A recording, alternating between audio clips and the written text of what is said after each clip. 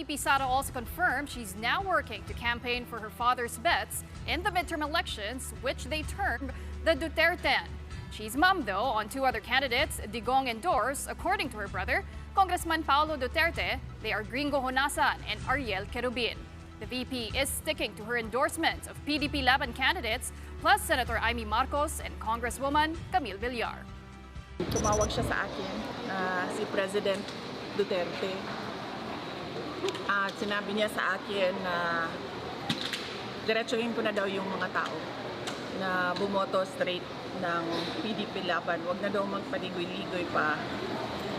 Sabihin na daw diretsyo at ipaintindi sa mga tao kung bakit kailangan nilang bumoto straight ng 10 na mga senators ng Duterte ang tawag nila sa sarili nila, ma'am, dahil hindi sila lahat galing sa isang partido lamang, no? For House leaders, though, the Vice President seems to be working on a ploy to put the still pending impeachment trial in her favor. Kailangan niya ng sapat na bilang para hindi siya i-convict kapag matuloy na ang impeachment trial sa Senado. Kaya tingin ko ang mga ine-endorso niya, yun yung mga tiyak siya na hindi siya i-convict. Ang nakikita ko lang dito, pag nanalo yung mga inendorso, parang ini-impluwensyahan nila yung mga senator judges, which is, yun naman po ay taliwas po dapat sa tamang gagawin. From President Marcos's vice president turned bitter political rival, now his former rival for the presidency in 2022 is supporting his administration, well, at least two senatorial candidates of his alyansa para sa Bagong Pilipinas. It was quite a surprise when former Vice President Leni Robredo endorsed former DILG Secretary Ben-Hur Abalos and former Senator Manny Pacquiao. Robredo went with Pacquiao as he went house to house after the Alyansa rally in Naga City yesterday. Robredo expressed support for Pacquiao, who she said is kind and trustworthy. Robredo and Pacquiao also faced off for the presidency in 2022. Nagkasabay po kami sa Cebu.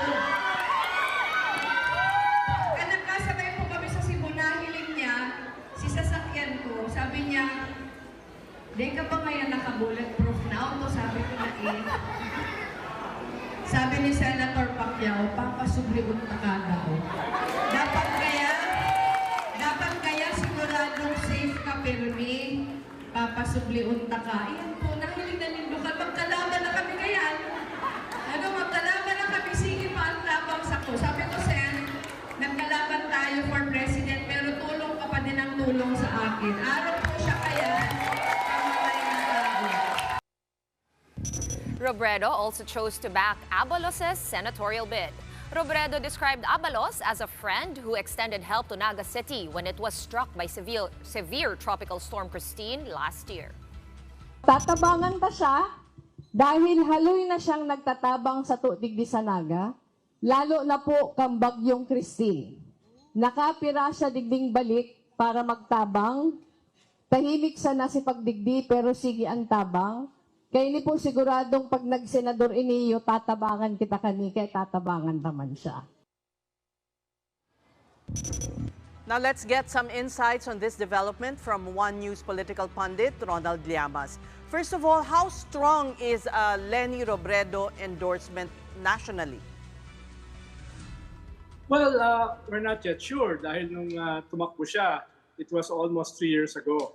At wala namang data ang mga survey firms para sukatin yung kanyang endorsement power.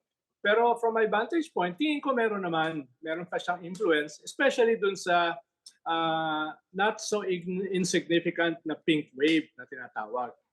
At tingin ko ay sincero naman yung kanyang endorsement, even if others may disagree with it. Dahil para alam ko kay Leni Robredo, hindi ko naman kabisado yung kanyang thought processes. Hindi rin naman niya ako spokesperson at hindi ko rin naman alam yung kanilang organizational processes sa Liberal Party. Pero ang tingin ko, this is a personal endorsement. At very personal yung kanyang relationship. Halimbawa kay Senator Manny Pacquiao, nung tumatakbo siya for president at sabi niya, kung sakaling hindi ako tumatakbo, ang i-endorse ko ay si Manny Pacquiao. At ang sabi niya, in spite do sa mga criticisms kay Senator Manny Pacquiao, ay ang tingin ko, meron siyang mabuting puso. He has a good heart. Kaya hindi surprising yung kanyang endorsement kay Manny Pacquiao. Ang hindi ko kabisado, yung kanyang endorsement kay Secretary Abalos. Dahil from the very start ay wala naman silang alam ako na pinagsamahan. Maliban sa sariling paliwanag ni Vice President Leni Robredo, na ang sabi niya, nung Secretary ng DILG si Abalos, ay nagkakatulungan sila sa mga LGUs na malapit si Vice President Leni Robredo. At na kung maalala nyo, several times ay dumadalaw si Abalos last year kay Vice President Leni Robredo. So baka yun yung pinanggagalingan niya. Nagkaroon sila ng relasyon regarding mga LGUs. No? Kaya yun yung from my vantage point, yun lang yung aking appreciation dun sa kanyang endorsement. Okay. Pero definitely, ibang-iba ito dun sa endorsement ni Vice President Sara Duterte kay Camille Villar at saka kay Amy Marcos. Dahil very antagonistic talaga yung relasyon ng mga Duterte sa Marcoses. Itong mga pink represented by Leni ay hindi naman ganun ka-open warfare, hindi naman ganun ka-antagonistic ang relasyon. Bagamat hindi sila magkasama at meron silang mga political and ideological differences. Maybe not so antagonistic but very passionate, and she may be risking a pushback from her supporters. But is this a way also of Leni telling these supporters that it's okay to reach out to other political camps? Well, una ay baka yung pushback kay Leni ay hindi naman ganun ka-compelling dahil she's running for mayor of Naga City. She's not running for a national position. No? Ikalawa, apat lang yung kanyang in-endorse. Si Senator Kiko, Senator Bam, Heidi Mendoza, at si Kadodoy, no? Yung magsaysay awardee ng mga isda. Kaya kung magdadagdag man siya ng dalawa, ay wala naman siyang inilalaglag doon sa kanyang apat na in-endorse. Kaya wala naman masyadong magagalit. At yung mga ruffled feathers na perhaps ayaw kay Pacquiao o ayaw kay Abalos, pwede naman niyang panyon, himasin, pwede niyang pagpaliwanagan. No? Kaya tingin ko as a pushback, wala naman masyado. At least for now. No? Dahil 3 years pa naman yung susunod na eleksyon sa 2028. Kung saan pwede siya uling tumakbo for national office.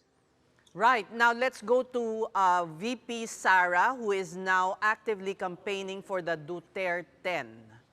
What do you make of that amid the criticism na kasi may impeachment trials siya? Well, definitely, conflict of interest yan para doon sa kanyang mga in-endorse. Alam naman nung kanyang mga in-endorse na tumatakbo sila for the Senate. At kung mananalo sila ay magiging judge. Kaya from the very start, dapat hindi sila nagpa-endorse kay Vice President Sara na na-impeach at siya yung hahatulan ng mga senador na uupo sa 20th Congress. So medyo hindi maganda para sa kanila na alam naman nila that kung sakaling mananalo sila, they will be judges. Kaya yun yung problema dyan. Ikalawa, medyo na-realize siguro nila, akala nila i-endorse sila ng PDP laban, mukhang hindi naman sila in-endorse. Sinubukan nilang mamangka sa dalawang ilog, mukhang nireject sila ng dalawang ilog. Kaya sa ngayon, ang naiiwan sa kanila ay yung endorsement ni Vice President Sara na hindi naman inconsequential. Pwede naman makadagdag sa kanila yon. Pero going into the election, hindi sila in-endorse ng PDP laban, hindi rin sila in-endorse ng Alyansa Administration Slate. Tingin ko delikado sila. Lalo na si Amy ay labas ng 12 at patuloy na bumababa at si Camille ay nandun sa bingit sa number 12. Kaya nakikita mo, mismo si Yusek Claire Castro ay binabanatan yung kanyang nanay, yung kanyang pamilya at sinisisi niya dun sa pagtaas ng presyo ng mga bigas. Tingin ko ay medyo natetreten yung participation ng Nationalista Party ng mga Villar as part of the ruling coalition. All right, once again, we thank you for your time. One News political pundit Ronald Llamas.